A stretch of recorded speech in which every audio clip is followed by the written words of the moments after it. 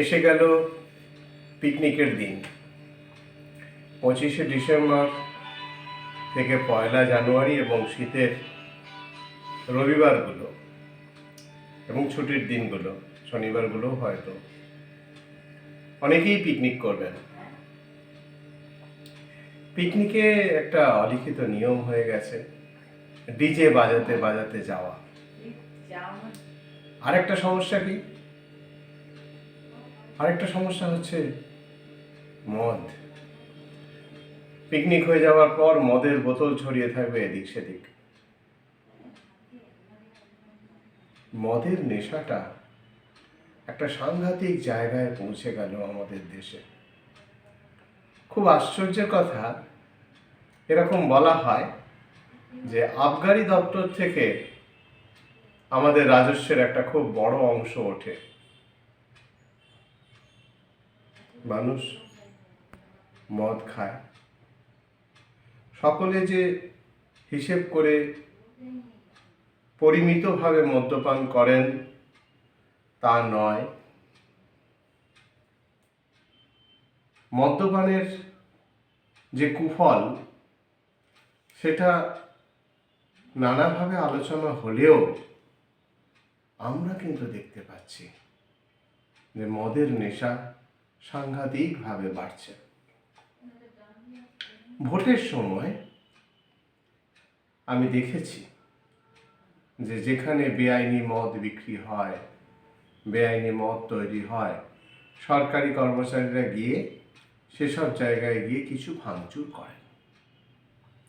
ভোটের সময় এটা হয়, অন্য সময়টা এটা আমি সেভাবে হতে দেখি না। আর কখনো কখনো দরিদ্র পল্লীতে মা মেয়েরা একজোট হয়ে, বৌমারা সব একজোট হয়ে গিয়ে লাঠি দিয়ে ভেঙে দেন যেখানে বেআইনি মদ তৈরি হয়। আমার একটু অন্য বিষয়ে বলা দরকার আছে। যে মানুষ মদ খায়, নেশা করে এবং মদ খেয়ে বেসামাল হয়ে যায়, তার ব্যাপারে আমি রবীন্দ্রনাথের লেখা রক্তকরবী নাটকের কথা মনে করি।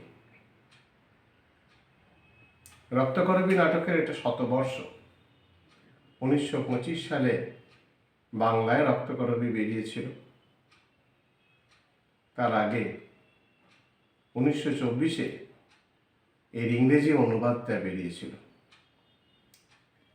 তো 100 বছর আগের নাটকে রবীন্দ্রনাথ বলছেন যে মদ খাওয়াতে চায় রাষ্ট্র কর্তৃপক্ষ। কেন? তাদের স্বাভাবিকতাটা ভুলিয়ে রাখার জন্য। রবীন্দ্রনাথ লিখছেন, আজ রক্তকরবীর 100 বছরে আমার মনে হয়েছে রবীন্দ্রনাথের সেই দেখাটা, যে রাষ্ট্রীয় কর্তৃপক্ষ সাধারণ মানুষকে মদ খাইয়ে নেশায় বুঁদ করে রাখার জন্য পরিকল্পনা করে রেখেছে। এই যে রবীন্দ্রনাথের দৃষ্টিভঙ্গিটা, যেটা তিনি রক্তকরবীতে তুলে ধরেছেন, ফাগুলাল আর চন্দ্রার কথাবার্তায় তুলে ধরেছেন, সেই জিনিসটা অবান্তর হয়ে যায়নি। তাই আমি মনে করি যে কতকগুলো মদের ঠেক ভেঙে দিলে, যেখানে বেআইনি মদ তৈরি হচ্ছে সেগুলো ভেঙে দিলে সমস্যার সমাধান হয় না। সমস্যার চরিত্র আরো গভীরে। রবীন্দ্রনাথ বলছেন, আমরাও বুঝতে পারছি, রাষ্ট্রশক্তি এর বিরুদ্ধে জড়িত। রাষ্ট্রশক্তি যদি না চাইতো তাহলে মানুষ এভাবে মদের নেশার খপ্পরে পড়তো না। খোড়া বাদশাহ বলে কলকাতায় একটা লোক ছিল, কলকাতার চারপাশে। সে বিষ মদের কারবারে ধরা পড়েছিল। বেআইনি মদ তৈরি করতে গিয়ে রাসায়নিক যে অনুপাত, সেগুলো ঠিক থাকে না। তার কোনো হিসেবই ব্যাপার স্যাপার থাকে না।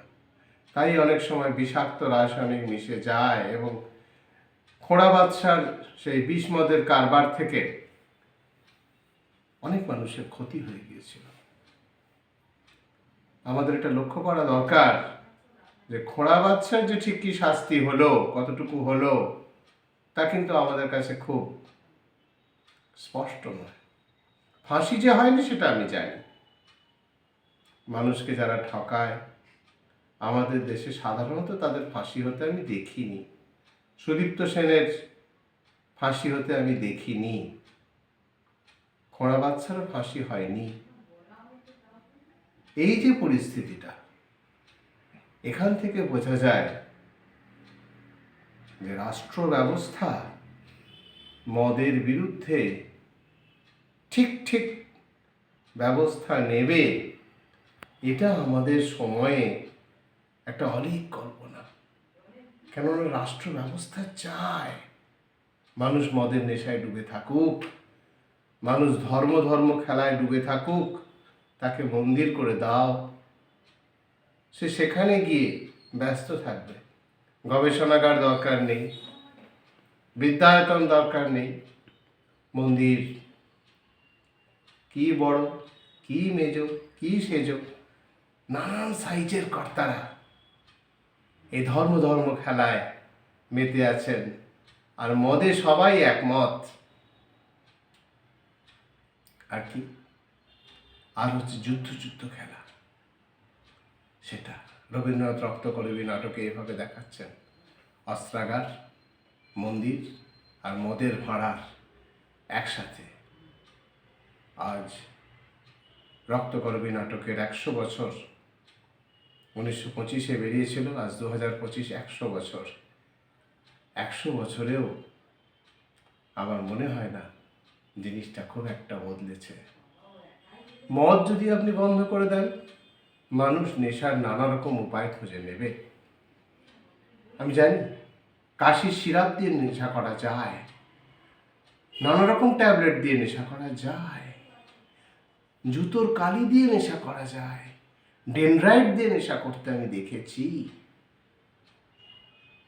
আপনি নেশার দ্রব্যকে আটকাতে পারবেন না, কেননা নেশার ব্যাপারটা রয়েছে মানুষের মনের গভীরে, মানুষের হতাশায়, মানুষের আত্মবিশ্বাসের অভাবের জায়গায় নেশার জায়গাটা রয়েছে। মানুষকে স্বাভাবিক জীবনযাপন করতে দিন, কর্মসংস্থান দিন, জীবনে সদর্থক কাজ করার সুযোগ দিন, স্বচ্ছতা দিন সমাজে। দেখবেন নেশা থেকে মানুষ ঘুরে দাঁড়াবে, মানুষ ভালো হতে চাইবে।